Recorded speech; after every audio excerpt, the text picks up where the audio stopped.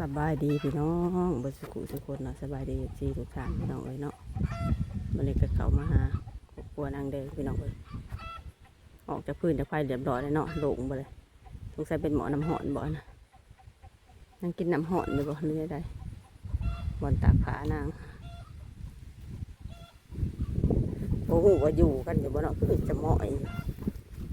กลัวสิอยู่บ่ออกไปจากมือแล้วบุ้ยน่าจะออกได้2 มื้อเลย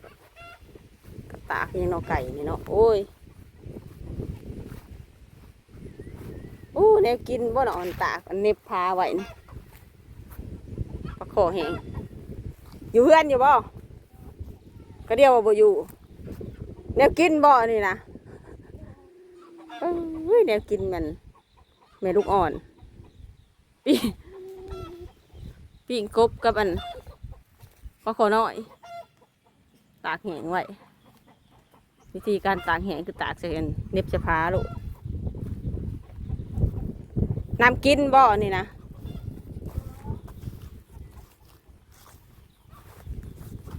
ผัวจะอยู่บ่ไปใช้บัตรนี่อยู่ในนี่บ่อยู่ในไหหน้านี่บ่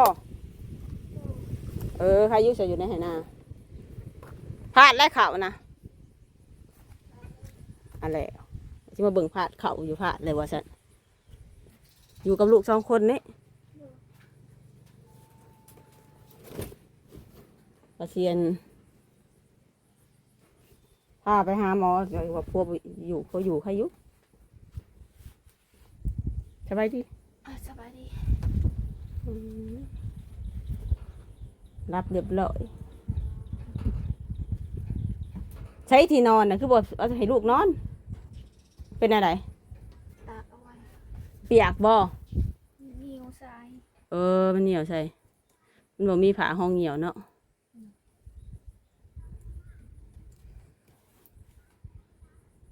ใส่เสื้อผ้าให้แล้วบ่นี่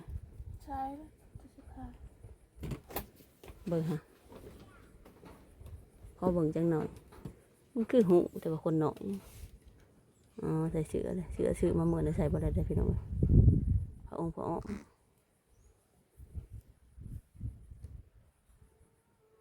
รับจุ้ยหน้าตาคือไฟพี่น้องคือพ่อหรือคือแม่เท่านางแดงเจ้าว่าคือไฟคือเจ้าหรือคืออันผัวเจ้า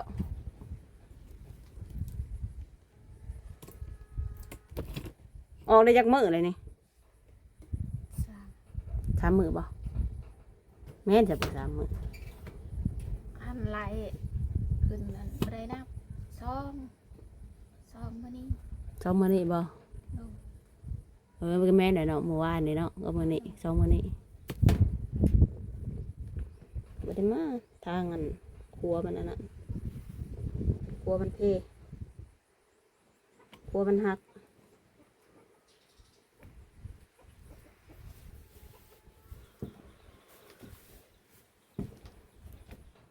ครัวจะมาจากโมงมื้อนะเอามื้อน่ะนะมื้อคนมานะไปสาโคมแล้วมาจากโมงประมาณบริคบ่ได้ขำบ่เราเอาฮันดีชวนกันอยู่ค่ะป่ะสิไปอยู่บ่หาหมอนะไปผัวไปอยู่ผัวบ่อยู่เราไปจากไปไซบ่ได้อยู่ในหน้าติเนี่ยนี่อยู่เมื่อกี้นี้เราไปไซโอ้ยตายแล้วกันอยู่บางกินนี่แถวนี้บ่เห็นอยู่แถวนั้นบ่จ๊ะหักเข่าในพาดเบิดแล้วพาดแล้วเขายานี่เลยอันนี้เขาสารนะไปสอบเดียวนี่เขาเปลือกแล้วเนาะเป็นเขาสารนาจะได้สอบเดียวนี่ใช่บ่นาหญ้าโอ้เพิ่นแบ่งให้บ่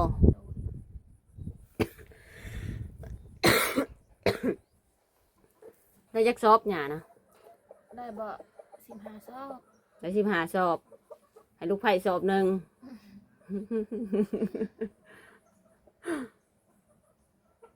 น่าจะได้สบายนี่ยังบ่ได้เกี่ยวบ่ บ่ยังบ่ได้สุก ยังบ่ได้สุกเนาะ ใส่1,011 เขา11มันก็ยังบ่สุกเลย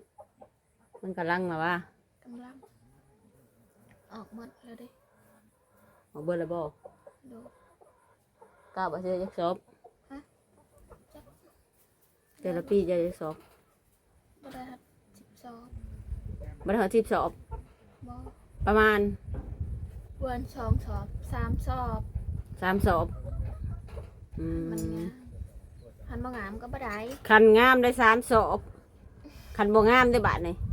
งามก็บ่ได้หัดชอบ กุยตายเลย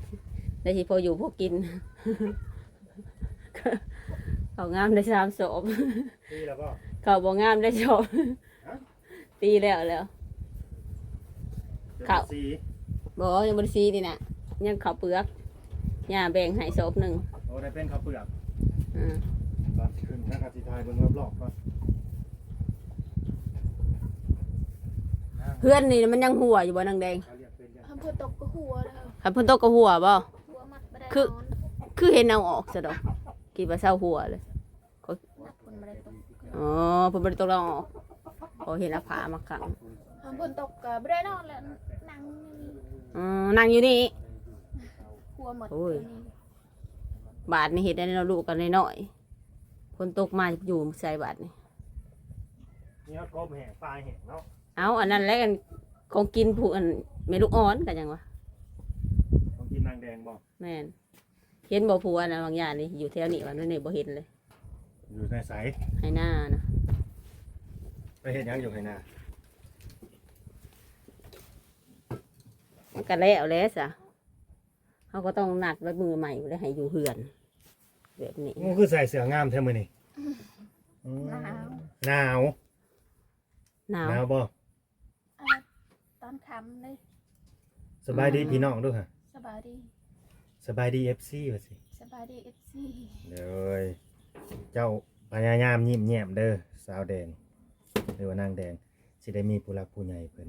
เอ็นดูเมตตา หักแพงจะได้เวลาจะยิ้มก็เวลาจะบ่ยิ้มนะแบบไม่เห็ดคือหน้าบูดจุลูจุลูอยู่นะบัดยิ้มแล้วก็เป็นตาหักตาแพงได้เวลายิ้มก็เป็นตาเอ็นดูหั่นนะบ่ได้ใหายบ่คนน้อยนะ บ่ได้ให้ ตั้งสื่อแล้ว ยังบ่ได้ตาก ยังบ่ได้ตั้ง ซื้อดาวหงบ่เกิดในกบหง บ่ปกตินี่จังมื้อจะสิตั้งสื่อบ่นั่งได้ปกตินี่จังมื้อบ้านสุด ต้ จั อง งต้องใส่เสื้อของกับลูกและกับพ่อกับแม่ แม่น อันนั้นก็อีหยังก็แดงแตงเต็มอีหยังเท่าไหร่ยัง คือเล่าหลุมเฮานี่มื้อที่เขาเจ้าออกแต่พื้นแต่ไผหั่นนะผู้คอต่อแขนเขาสิตั้งสื่อให้เลยแถวบ้านเฮาอันนี้แถวลาวหลุมห่ออีหยังอันน่ะดำๆน่ะ เขาซาน อ๋อแต่ในกระสอบมาได้สักเขาว เขา ยัง เปลือกกันยัง เปลือก เขาวเปลือก หญ้าแบ่งให้ได้ข้าวสิหาศพหญ้าแบ่งให้ศพหนึงไปสวยด้วยจ้ะ แต่ซอยหญ้านะหญ้าแบ่งให้ซอบหนึง ตีนำเด้ อ๋อ ถึงเกี่ยวถึงตี เพิ่นปั่นนะบ่หญ้าน่ะ ปั่นเอา แต่ว่าตีเขาตีไปจ้ะตีเขาไปจ้ะ ยังบ่ได้ตี จะได้ว่าเขาบ่เข้าใจคำถามกัน เรื่องได้ ตี ผัวสิตีน่ะ หน้าขาวบ่ได้สุก เขายังบ่สุก ใส่1,011 จะได้ของเขาจะเขาถามมาเข้าใจคนละอย่าง นั่นได้ เอามือแล้วว่ากำลังสิตีว่าจะขึ้นมาตีอีก เอาเข้าไผสะกองอยู่น่ะ เขาหญ้า เออเขาวหญ้าบ่น่ะ โดน ที่รถไถแก่มื้อน่ะก็เขาวหญ้าบ่ แม่น อืมเขาวหญ้าเพิ่นนึกว่าข้าวซุมเพิ่นแสดงว่าข้าวนางแดงกับผัวนี่บ่ทันได้สุก บ่ อืม 1,011 เสียงไฟห้องน่ะเสียงดังเต็มบ่ บ่ ไปโรงเรียนแล้วมั้ง โรงเรียน โดน ผัวบ่อยู่ได้สิไปได้บ่ซั่น ผมก็ไปบ่ได้แล้วแม่บ่โรงเรียนไปได้ใช่บ่ บ่ ไผ ไป สิ บ่ไปนำบ่าวลาวกับแม่น้องลูกกับสาวไหลไปบ่บ่มีภูมิดูคือกันเลยเนาะให้ผัวไปนำไอ้ว่าแน่ได้ให้ผัวเป็นผู้อุ้มลูกอุ้มเต้าก็ สินัดไว้เลย กันสิให้ข่อยอุ้มติ บ่สินัดมื้อไว้เลยก็ได้ มันทิศ เจ้านายผัวมาบัดสิบ่เห็น อืม กันไป คือ ก็ แบบนี้แล้วอ่านหาโตยากแต่ผัวเพิ่น แม่นกันไปก็อยากให้ไปนำกันนั่นแหละผัวเมียเขา มี มี หยังจะได้เบิ่งกันเนาะ ไปมันก็บ่คือได้อเฮ้ยต้องเอาผัวไปนำ จักหน่อยชักยาเผื่อใส่น้ำกงน้ำเกลือพี่ได้นั่นเนาะ อยากให้ผัวไปนำอยู่บ่ซะ โดย ให้ผัวไป คน นำ เด็กติ เห็นแล้วบ่ นกกหมกมูน อันนี้มาเลยควักมาดูแล้ว ใช่ คนกกหมกมูน อยากก็ไปเลยเดี๋ยวควักมา ม่วงใช่ กูม่วงอยู่ลุ่มมันดิ อันนี้ฮะ ต้นม่วง เราเห็นเราขึ้น บ่เห็นแล้วบ่ขึ้น เห็นในเราบ่ขึ้น เราว่าให้เราเว้าเอง บ่กล้า เเป็นเว้า บ่กล้าเนาะ โดย เอาง่ายๆซะบ่กล้าออกสื่อบ่กล้าเข้ากล้องญาติบ่จักแนวเว้า ให้ไปเอิ้นมาไว้ดูให้จังหน่อยจะไปทางอื่น บ่จักแนวเว้า ไปเอิ้นดูนางแดงไปเอิ้นไว้ไปบอกไว้นะได้ให้ บ่ลงไปนี่ก็ได้ ก็ให้เอิ้นนี่นะให้เอิ้นออกไปนะให้ออกไปนี่ให้เอิ้นนั่นเอิ้นลงไปนั่น จุ๋ง ที่กกหมกมูน จังหน่อยไปทางอื่นอีกได้นี่ เราไป ไปเอิ้นนี่จะย่างมันอีกเอิ้น ลงไปได้อยู่บ่ย่างไปได้อยู่ นี่ก็สิหอมดังอยู่ดอก เบิ่งสิครับแบ่งทางให้เอ้ยคนน้อยนี่เด้แล้วคู่แล้วคนก็ได้เห็นคนน้อย ไปถ่ายลงแล้ว เห็นเบิ่งก็ได้นอนบิดคิงอยู่อืม ข่อยแห้งจีจักว่าเสียนั่นซะบ่เป็นหยังวะ เอาซ้ำนั่นน่ะ ก็บ่เห็น บางอย่างนี่ย่างอยู่นะเดี๋ยวลงไปแม่นบ่ มีเตียงบ่อยู่ในห่มม่วงเลย อืม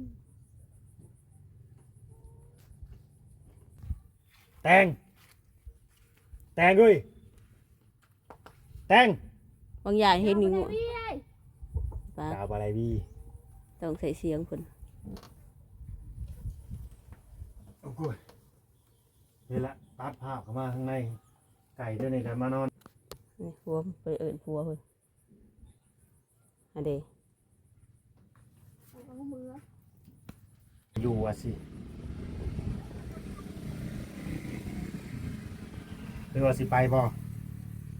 ไปแต่เฮาบ่ ก็เอิ้นอยู่ในไก่นี่ก็เสือเขาใจก็อยู่ใน คือว่า ไก่ ยากแต่เนาะผัวนางแตงนางแดงนี่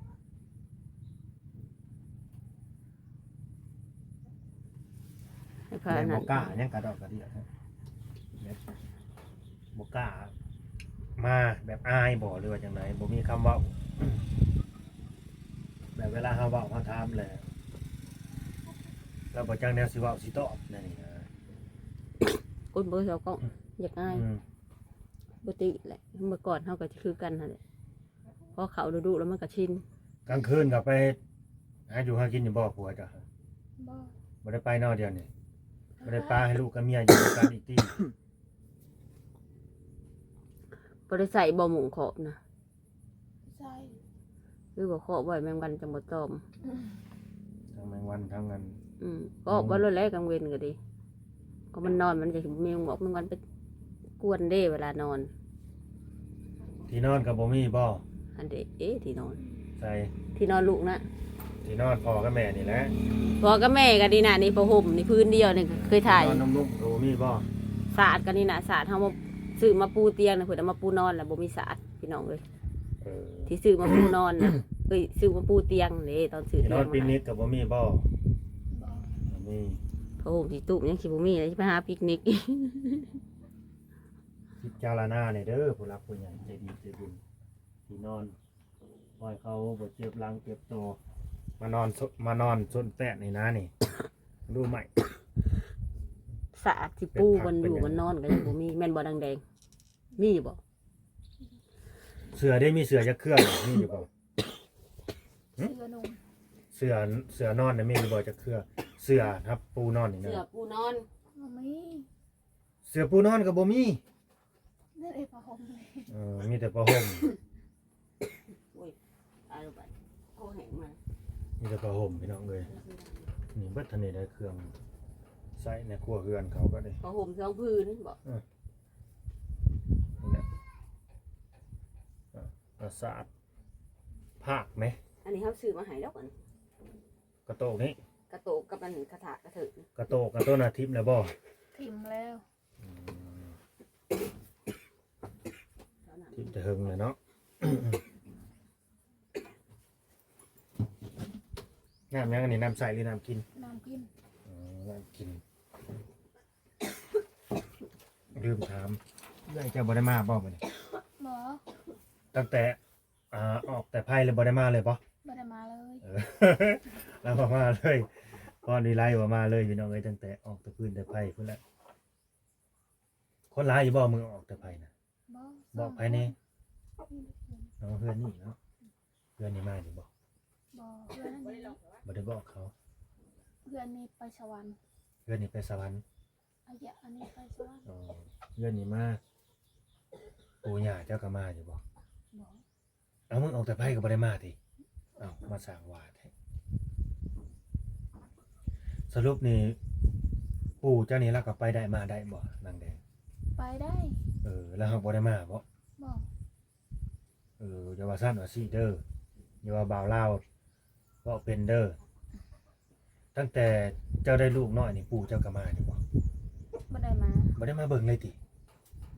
บ่ได้มาถามข่าวเลยนะ บ่ได้ถาม สามปีก็กำเนิดคือกันเลยแบบนี้จิตใจคนขนาดมือลูกออกแต่พื้นแต่ไปนี่ยังบ่ได้มาเลยทั้งปู่ทั้งย่าเลยบ่ได้มาแม่นบ่ โดน เจ้าบ่ได้บอกบ่ซะ เราบ่มา คือเจ้าบ่บอกกับลูกชายก็บอกแล้ว บ่ เนาะเฮาบ่มานั่นน่ะสิว่าอันนี้สิเว้าไปนี่ซะพี่น้องมันก็สิแม่นเรื่องจริงนั่นแหละแบบแม่ย่าบ่มักลูกสะใภ้อหยังประมาณนี้นะสิแบบนี้นะเพราะว่าตัวนางแดงเองนี่ถูกยาปากมองอีหยังก็บ่มีหั้นนะมันเป็นเนี่ยน่ะชีวิตจริงพี่น้องเอ้ยคนเฮาน่ะมันจังซั่นน่ะถูกเพิ่นบ่ว่าดีมีเพิ่นจังว่าพี่ว่าน้องลุงป้าจังว่าหลานแม่นบ่นางแดง โดน นั่นแหละสิประมาณนั้นเด้ออันนี้ชีวิตเจ้าสิประมาณนั้นบ่าวลาวก็ได้มาเว้าตอกย้ำซ้ำเติมมาเจ้าเด้อแต่ว่าให้ฟังซื่อๆเนาะ โดน บ่ให้เครียดเด้อบ่ให้เครียดเด้เว่าความจริงสู่กันฟังก็บ่เป็นหยังเพิ่นบ่มาก็บ่เป็นหยังดอกแม่นลูกชายเรามายืนฟังอยู่ในนี่ตลาดบ่ เราอยู่ในกุกมุงมุง ยืนกูมองหมอกโหแล้วบ่ได้ยินดอกเนาะ ได้ยิน อันได้ยินที่เขาเว้ากันนี่ บ่ อืม แต่เราบ่ได้ขึ้น อ๋อได้ว่าได้ยินเฮาเว้ากันนี่โหคือสิฮู้ทิพย์แท้ซั่นดอกสิบ่มีเนี่ยบ่ผู้หลักผู้ใหญ่ใจดีใจบุญเนาะแบบสวยเหลือครอบครัวนางแดงนี่นะพี่น้องให้สิมีชีวิตการเป็นอยู่ที่ดีขึ้น คือ แต่ว่า คือน้องสาวเพิ่นบอก คือนางลอยหั่นนะให้ได้มีบรรลุ น้องสาวและนางร้อย แต่ว่า ในดินตอนนี้บัดมันเป็นดินนั่น ของ ดินของ ปู่ ปู่ กับย่า ดินของปู่นะง่ายๆนะย่าก็บ่มีสิทธิ์ต่อกเพราะมันเป็นดินของมูลทั้งพ่อนะทั้งผัวเราพี่น้องทั้งผัวนี่แต่ว่าเรื่องของเรื่องนะตามที่เฮาถามมันข้อมูลมันนะถามมันย่านางแดงนั่นแหละเจ้าของดินนี่นะคือพี่น้องของผัวเรานะของปู่นางแดงนั่นแหละเสียไปแล้วว่าซั่นเหลือแต่เราผู้เดียวหั่นกับลูกหลานบาดนี้ถ้าเกิดว่าเราอยากให้อยากแบ่งลูกหลานก็แบ่ง เราแบ่ง ก็เราอยากแบ่งก็เราเอาผู้เดียวแล้วก็แล้วอย่างประมาณนี้นะแบบนั้นก็ได้ก็แนวว่าคน ตาม เฮา ใบ แบบ ตะดอกตะดินอยู่ลำลาวเพิ่นน่ะ ก็แนวว่าคนเฮาแบบว่าสิโลภเรียกว่าก็ใจจืดใจดำหั้นนะพี่น้องเอ้ยอันนี้เฮาก็เว้าแบบว่าเพื่อสู่กันฟังซื่อๆเด้อเนาะแต่ความจริงแล้วก็เราก็ใจดีกับไปสิฮู้หั้นนะมีความเมตตาสงสารลูกหลานอย่างหั้นนะบ่โลภบ่โลภาแน่นี่ก็แบ่งให้เขาแบบนี้นะสมมุติว่าพ่อแม่เขาก็เสียไปเบิดแล้วแต่ว่าลูกเกิดมาทันแบบนั้นผู้นั้นหาว่าผู้นำว่าดินอยู่หันอยู่นี่เด้อดินพ่อดินแม่สมเจ้านั่นนี่นะเขาก็มาถักมาท่วงมาแล้วนะจักสิว่านี่ได้มีแต่คันว่าผู้รักผู้ใหญ่เป็น ซอยพิจารณาเอาแบบนี้ซะนางแดงคันเพิ่นสิเฮ็ดเฮือนให้นี่แบบว่าสิต่อเติมให้หรือว่าเฮ็ดให้มันดีกว่าเก่านี่เฮาสิสามารถเฮ็ดอยู่นี่ได้เลยบ่เจ้าว่าเจ้ามั่นใจบ่ว่าสิเฮ็ดได้เลยบ่อยู่นี่ ตอบตามความจริงเด้อ ในมุมม กา อง ร ของ เฮ็ด เจ้า การเฮ็ดบ่ได้ก็คือจะตอบเลยว่าเฮ็ดบ่ได้ เฮ็ด ต้องไปหาบ่อนใหม่ ไปหาบ่อนใหม่แบบนี้ จะต้องเอาแบบมั่นใจเลยจะต้องตอบตรงๆบ่ให้อันตัว เฮ็ดบ่ได้ก็ไปหาบ่อนใหม่ อืม หรือว่าสิให้แบบว่าคันว่าสิมีหั้นนะเนาะให้เพิ่นพ่อแม่เนี่ยให้เพิ่นชี้จุดให้ว่าเป็นที่ของลูกชายเราเนี่ย ยกให้ ยกให้ลูกชาย สำนั เรา กสำนี้ ข แบ อบ ง นี้ เจ้า เนาะ นั่นแห เฮ็ ละ ดให้ จำนั้นจำนี้ก็จักสามารถเห็นอยู่คนใดแล้วก็บ้านนี้ก็แล้วเจ้าก็สิให้ลูกนั่นแหละสิมีหยักซะต่อไปก็ดีอันน่ะแต่ว่าดินของนางแดงนี่บ่มีแล้ว มีก็อยู่พุ่นแล้วกันดินพอดินแม่ จังได๋สิเอ็นเขาสิแบบแบ่งกันให้ปลูกนํกันได้ ปลูกในใส่ ผู้ใดอยู่ดินอยู่ ดินอยู่เฮือนอยู่บ้านน่ะเด้ สิได้หมุนกันอยู่ฮะบ่ เด็กเดี๋ยวบ้านเลย โอ้ยเห็นหลายคนนะฮะเนาะเห็นอึดอัดแหละมันหลายคน หลายคน หลายคนมันเป็นส่วนตัวดอกอยู่ครับอันนี้อยู่ใกล้กันกระสร้างมันถึงเฮิงจะมาหากันเตือนหนึ่งนะอันนั้นมันบัดสิอยู่น้ำกันกูมือเห็นกันกูมือตี้ ก็พูดถึงค่ะมันทันพุกบ่ได้แบบนี้แบบเกิดมีแบบผู้รักผู้ใหญ่มาช่วยเหลือแบบซื้อดินให้แบบนี้นะเห็นพุกเพื่อนพุกซ่าน สีดินในไม้จากตอนหนึ่งพอดีลมเพื่อนเนี่ย คือนาง เขา ล ให อ ญ่ ย ออกไปอยู่กับลูกกับผัวเจ้าแบบนี้ แต่ชิมุนเพื่อนมาบอกมาว่า ไปมา มี ว่า ปัญหา ท่านว่าในหน้าตากะเอาบอลปูหญ้าเพิ่นปั้นในเห็ดกับเขาย่ำเห็ดนะก็มาเห็ดมันย่ำซอยเขาก็ซอยเพิ่นแบบนี้นะดีบ่เจ้าว่าแบบนั้น โดน เนาะแต่อันนี้เป็นของเฮาได้เป็นส่วนตัวของเฮา ที่ได้เวลานะเจ้าบ่ให้เจ้าตัวให้บอกความจริงอีกอย่างมีหยังก็ดี จะเคยตัวข่อยบ่นี่ โดน บ่ก็เราบ่เคยตัวความจริงก็คือว่าที่แรกนั่นแหละที่เขาถามว่าดินไผอันนี้ดินเขาเพิ่นน่ะ อืม ดินเขาดิน ตาม เขา ไปตามมาจะฮู้ว่าดินไผ ดินปลูก เป็นดินมูลมังของปู่บ่แม่นดินปู่โดยตรงเป็นดินแต่พ่อแต่แม่ของปู่ ก็เราก็สิมีส่วนแบ่งอยู่ มี อืม แต่ว่าบ่ฮู้ว่าสิได้ทางใด ได้ทั้งได้น้อยได้หลายก็ยังบ่ฮู้เขายังบ่ได้ ทาง แบ่ง หลาย กั ทาง น ใด แต่ว่าของเราก็มีกับบ้านนี่ก็สมมติว่าน้องเขาตายเบิ่แล้วก็เล่าแล้วสิเป็นคนแบ่ง จะคิดว่าไปสิแบ่งไม่ให้ลูกกับหลาน อันนี้ก็เล่าอะไรเป็นกรรมสิทธิ์อยู่น้ำเรา ก็นั่นแหละ เวลาสิให้ไปสำใดก็มันก็ขึ้นอยู่กับเรา ก็นั่นแหละก็คือเล่าเป็นคนแบ่งคันตาสิแบ่ง ความพอใจของเรา ให้ลูกให้หลาน อันนี้ตอนนี้ให้หมอนี่เด้อตอนนี้กูนี่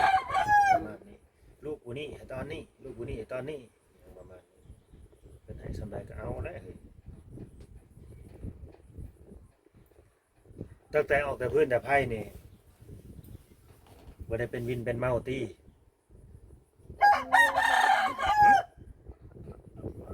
เป็น เป็น อ อยู่ ยู่ บ่ หรอก เอาบ่มีบอกคนมาหาหลอกซักยาแท้นี่นางแดง มี มีคือกันเนาะได้ซักอยู่บ่ บ่ได้สัก มีบ่เบอร์เพิ่นสิโทรมาให้ซักให้โลดซักคำว่าได้นะ บ่มีเบอร์ โอ้ยนี่ผู้น้อยนี่ต้องซักวัคซีน เออ โอ้ย แต่ว่าลูกเจ้านี่ต้องได้ซักน้ำใดเจ้าสิให้ซักอยู่บ่ มาให้สักอยู่ ให้ซั ซั ก ก เนาะ ยากันโรคดี ซักยากันโรคเจ้าน้อยมัน หักสิหายในใด เดี๋ยวมันให้ มันหายในใดใช่ไหม ถึงขั้นแบบว่าถือขี้ไข่ได้ไข่แตกผู้ใดเด็กน้อยนี่ฉีดยานี่แต่บ่เป็นหยังคันไข่แตกเฮาก็ซื้อแบบหยังเขาเลยหยังมาติดแผลก็ได้ ยาติดตันลดไข้ ในนาที่รถไข่นะมันติดก็ได้ มันแบบว่าเด็กหน่อยเนาะ ร่างกายมันแบบว่ายังอ่อนนะเนื้อซีดมันก็ยังอ่อนแหละ คันซ้ำนี่มันสิบ่หายปานใดบางคนได้ก็คือลูกเฮาน่ะซ้ำนี่มันบ่ฮู้จักเลยว่าเจ็บ เงียบกิ๊บ จักเงียบกิ๊บกลับมานอนเฉยบ่จักซ้ำ3 เดือนขึ้นไปบาดไอ้โกย แต่ว่า บ่จักเจ็บ ตัวบอลก็ซักยานะมันสิออกฮอดดุนบึนผู้ได้นางแดง เด็กหน่อยนะมันเป็นอายฮอดดุนบึนของเราได้ เข็มแรกมันพังอันนั้นเลยพังหยังก็เดินพังหยังมันสิเป็นแผลเป็น เขาเป็นเลย เข็มแรกทุกคนที่เป็นแพ้แล้วมันเหตุมันพังวัคซีนบ่หรือยังนะเขาบอกนะหมอนะมาทำลูกเลยกันไปเจออย่างนี้ ลูกสาวไปไสไปโรงเรียนบ่ ไปโรงเรียน หมอนี่ท้าช่องเถื่อนเลย เขาบ่ได้ถาม เจ้าอะไรท บ่เขาบ่ได้ถามว่าไปโรงเรียนก็ถามแต่ลูกสาวบ่อยู่แค่นั้นมันถามว่าไปโรงเรียนบ่นะประมาณนี้อันนี้เฮือนเขานะพี่น้องเอ้ยเฮ็ดทางลิ้นนะให้มันไหลออกพุ่นเนี่ย ำมันหัวมันหัว มันหัวเลยเฮ็ดทางลิ้นพุ่นให้มันไหลออกพุ่นเห็นบ่ล่ะ แล้วกระบอกใจให้มันไหลออกนอก บอกให้มันไหลออกนอกพุ่นเลยเห็นบ่ จะน้อยตรงหน้าหนาวนี่จักสิไปอยู่ในไสแหละพี่น้องเอ้ย พากันนั่นเนาะ อ่ะมึงดูผาเขาดิ พากันพูดนะ มันหนาวจักหน้อยนี่ เห็นเดือนเห็นดาวเลยนะมันห่างมัน เด้อ เพไปเลย แม่นว่าลาวสิถามช่วงหนาวนี่หนาวแห้งบ่อยู่นี่ ให้ หนาวแห้งเนาะ มันบ่มีบทบัง มัน เบิ่ง บ่มี มัน บ เป็น ท ลู บัง กเจ้า มันอากาศเย็นอากาศหนาวเนาะ เพื่อนหลังเดียว ถ้ามันหนาวมันเย็นมันลมเนาะแต่ว่ามีแหละเด้อ งบประมาณสิพาจะเอาไปฉีดยาน่ะผู้ใหญ่ใจดีเพิ่นสอนเข้ามาแล้ว คนที่ซื้ออุปกรณ์หรือว่าสุดลูกแรกเกิดให้เจ้าหั่นแหละเพิ่นซื้อในใดจำได้อยู่บ่นางแดงจำบ่ได้เนี่ยเนาะ จำได้อีบ่ เพิ่นซื้อยังแน่ล่าสุดนี่ที่บ่าวลาวครับมันสลายเอาเข้ามามอบให้เจ้าเพิ่นซื้อยังผู้ใหญ่ใจดี ลืมนะ ลืม ใช่ ซอยเขามาหลายเถื่ออะไรใดซอยเพิ่น ลืมแล้วซั่นพี่น้องเอ้ยบ่เป็นหยังลืมแล้วก็บ่เป็นหยังเพิ่นซื้อพี่นุกุลแล้วก็ผู้ใหญ่ใจดีผู้หนึงก็บ่ประสงค์ออกนามแล้วก็อีกคนหนึ่งล่าสุดนั่นก็ บ่ส่งของน้ำอีกบ่ ออกพี่ อืม อรุณศิริสมบอกขอโทษขออภัยเด้อบอกสื่อเพิ่นออกอากาศบอกผิดๆถึกๆก็ดี จำบ่ค่อยได้อีก จำบ่ค่อยได้ครับก็ดี โทรศัพท์ก็ถ่ายคลิปอยู่ โทรศัพท์ก็ถ่ายคลิปกันสิกดเข้าไปเบิ่งก็บ่ได้ โทรศัพท์มีเครื่องเดียว โทรศัพท์เครื่องเดียว ก็ เฮ็ด สิ หยังก็ลำบาก ก็สิตายแล้ว ทุลักทุเลสู้ชีวิตคือผู้เจ้ามันนั่นแหละโทรศัพท์กันเนี่ย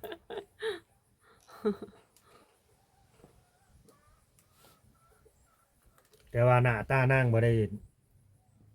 เหลืองอ บ่ ยู่ ได้ บ่ หยังโอ้ยหน้าซีด หน้าซีดติ เฮ้ย พอละเบิ่งก็คือว่าหน้าหน้า แต่ ซีด ก็เบิ่งนี่กูหา หน้า หน้า ซีด ซีด หน้าซีดหน้าเหลืองเลยพี่น้องเอ้ย เรื่องแบบว่าคนสิสูญเสียเลือดหลาย กินข้าวเช้าแล้วมื้อนี้กินแล้ว กินแล้ว กินแซ่บอยู่บ่ช่วงนี้ บ่ได้เซฟ ครับกินเนาะพอมีเหือดมีแห้งน้ำนมแห้งอยู่บ่ ให้อยู่ น้ำนมแห้ง มันไปสิให้ ต้องต้มคือ FC เพิ่นน่ะต้มแกงหัวปีใส่ปลาเข็งได้แกงหัวปีใส่ปลาเข็งก็กินอยู่บ่จะกินบ่ โอ้ยใส่หยังก็ได้ใส่กุ้งใส่ไก่ก็ได้ ใส่ไก่ใส่หยังก็ได้แกงหัวปีบ่ได้ผิดกรรมเด้อหัวปีกินได้เด้อ กินไหน ยกเว้น ก็ ปี จะ ปีเท่านี้ได้ปีกล้วยเท่านี้บ่ให้กินได้ กินอยู่บ่กล้วยปีกล้วย บ่ ก็จะบ่เข้าบ่ บ่กล้ากินบ่ ได้ เคยกินบ้าน บ้านนี่บ่เคยกินพี่น้ บ่ อง เคยกินกล้วย ปีกล้วย บ่ บ่เคยกินเด้อพี่น้อง กินบ่เป็น อืม เอาละห่วย ยานพิษกิน ยันพิษบ่บ่พิษกับปีกล้วยนี่กินแล้วน้ำนมมันสิหลายเด้อ่ะแบตจะดับเลยค่ะ แบดเบิร์ดบ่ อืมดับเลยดิค่ะ แล้วกระดาษมึงได้ดิบ่ วางได้แบบ โอเคแบดเบิร์ดพี่น้องเอ้ย ดึงหอกเลย ถอดไม้มาให้บ่าวลาวดูนางแดงมันเบิดแหละมันเบิดไฟ โอ้ย อันนี้ ส ครับ งสัยมันอันนั้นเด้อคือว่าจะเสียไป ใส่บ่ได้แล้วเขาว่าไม่นะ บ่ใส่ได้แต่ว่าแบตมันบ่ทน อาการนั้นแล้วมันใส่บ่ได้มันเสื่อม เอาใส่ลายมือเลยเด้ จะบ่ได้เสียบอยู่เมื่อคืน เอาพี่น้องเอ้ยเนาะบ่ก็ซ้ำนั่นแหละเนาะคือมื้อนี้ก็มาบอกข่าวนางไหวซื่อๆเด้อ มาแจ้งข่าวดี ว่ามีผู้ใหญ่ใจดีซอยเข้ามาแล้วไปฉีดยงฉีดยา แม่นคันว่าสิไปมื้ออื่นนี่บัดบ่าวลาวติด ติด ภารกิจ ภารกิจ มีเวียกมื้ออื่นเด้อวันอาทิตย์เด้อบอกว่าอยู่ได้สิพาไปฉีดยา อย่าว่าบ่อยู่ได้วันอาทิตย์ฮู้แล้วว่าวันอาทิตย์ โดย คันว่าห้องหมอหน่อยเท่านี้เขาบ่เปิดเขาก็สิเข้าในเมืองในวันอาทิตย์น่ะ สิพาเข้าเฮ้ยไปแกงกอกว่าอะไรเนาะมันจังนั้นทางดีเนี่ยเขาสิไปเมืองชนแบบ ทางมันเนี่ยพอกันปานกันเนาะแม่นไปแข่งกอกพุ่นละ ทางมันเนี่ย ง่ายกว่า ถ้ามาไปใกล้เนี่ยสิไปคำปะแนนี่บัดคือวันเสาร์วันอาทิตย์บัดเขาย่างเขาบ่มา ประยุทธ์ ย่างเขาหยุดเพราะว่ามันเป็นสุดศาลานะแต่ถ้าว่าเขาไปแกงกอกนี่ถ้าสิไปโฮงมอเลยตัวนี้ ไปโฮงมอเมืองเลย จะมีตีสามโนครัว